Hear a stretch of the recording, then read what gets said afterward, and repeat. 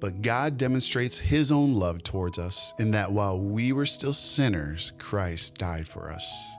That's Romans 5, verse 8. Paul writes to the believers in Rome around AD 57 to unify Jewish and Gentile Christians in the gospel. His letter to the Romans builds a case for justification by faith, moving from human sin in chapters 1 to 3, to grace in Christ in chapters 3 through 5. Chapter 5 celebrates the benefits of justification with things like peace with God, hope, and love poured out by the Spirit. And verse 8 sits at the heart of Paul's argument, namely that God's love is proven at the cross, given before you or I or anyone could ever truly respond. You know, when we think about the love of God, I'm sure many things come to mind.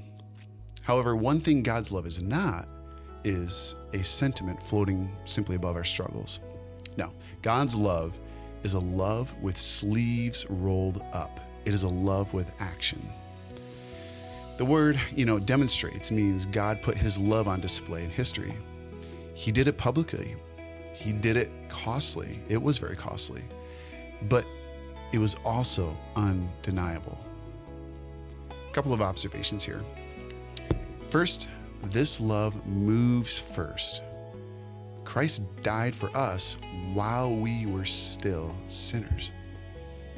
He didn't wait for us to get it all together, and he didn't postpone his sacrifice until after we cleaned ourselves up.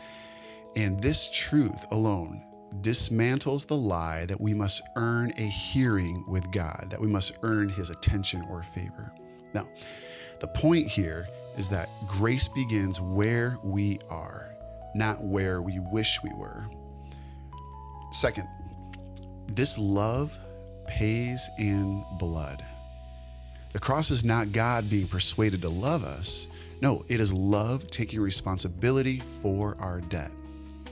Friends, if he loved you at your worst, how much more will he keep you now that you are his? Let this truth reorder your inner dialogue today. And keep this in mind too. Shame will say to you, you don't belong. The gospel would reply by saying, no, you were bought.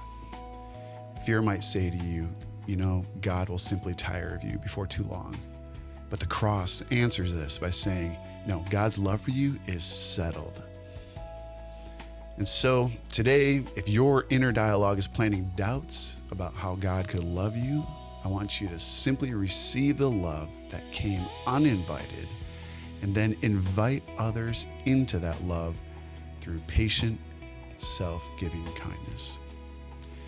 A simple prayer to help you with this might be something like, Father, thank you for loving me first and proving it at the cross.